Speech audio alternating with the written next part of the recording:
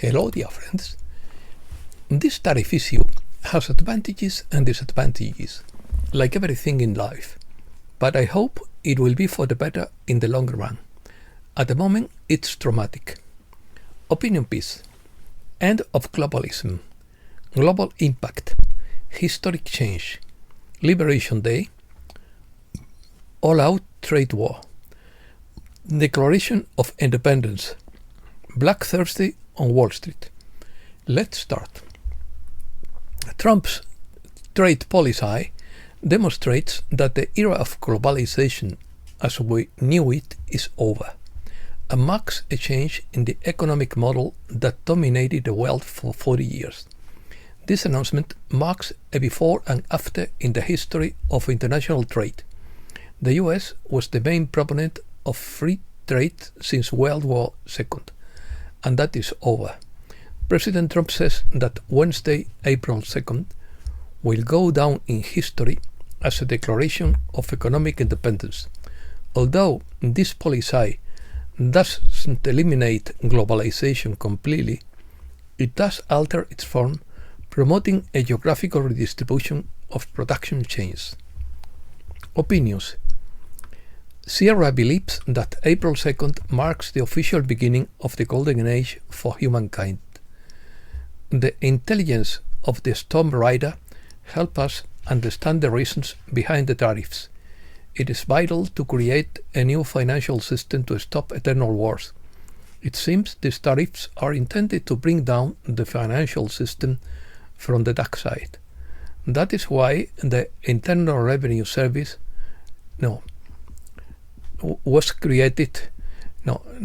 External Revenue Service was created to collect tariffs. Tariffs exist not only to transform the global economic system, but also to explain why food is becoming much more expensive and less available. The tariffs introduced seek to transform the global economic system, which has generated significant increase in the price of food and other essential goods, affecting product availability and consumers' quality of life. Details. Trump seeks to incentivize manufacturing and job creation within the country while penalizing countries that tax their exports. He imposed a universal 10% tariff on all imports, accompanied by specific tariffs for countries with significant trade surpluses, reaching up to 54% for China, 46% for Vietnam, and 20% for the EU. The stated objective is to restore manufacturing capacity, reduce the trade deficit, and strengthen the national economy. The tariffs are redirecting global trade flows, forcing companies and countries to seek alternatives outside the US market or relocate their production within the US. The April 2nd announcement marks a turning point in international trade policy and in the economic model that dominated the world for the past 4 decades. This event symbolizes the end of the era of globalization as we knew it, and the beginning of a protectionist economy strategy focused on the reindustrialization of the US. April 2nd was dubbed Liberation Day and marked a significant shift in trade policy with the imposition of widespread tariffs on foreign goods as part of a strategy to level the playing field in global trade. Liberation Day was presented as an event to transform the economy and reduce its dependence on foreign trade, although it raises concerns among economists about its potential negative effects, including a reduction in GDP and job losses.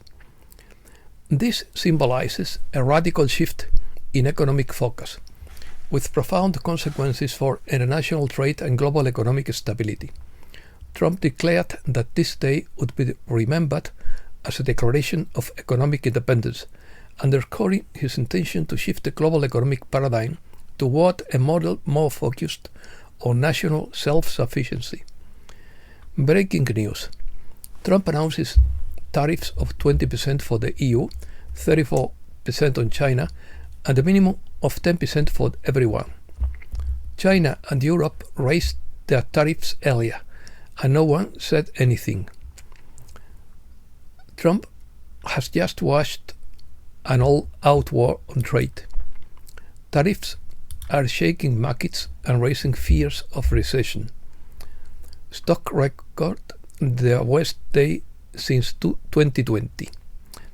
Black Thursday on Wall Street. The Nasdaq plummets 6% in its worst session since 2020. Markets record their worst drop in 5 years after the tariffs. Trump intends to use the collective tariffs for tax cuts. According to Mike Adams, Trump has unleashed tariffs against all nations that punish exporters with high tariffs. China. China promises firm countermeasures to the new tariffs. China enters economic war with the US, preparing for a critical phase. For the first time in 80 years since the end of World War II, the US is shifting its main potential adversary from Russia to China. USA. Russia and the US have taken the first step toward normalizing their relations. A change of government in Ukraine is necessary to achieve a lasting peace agreement. The US is in a position of strategic weakness in the Arctic.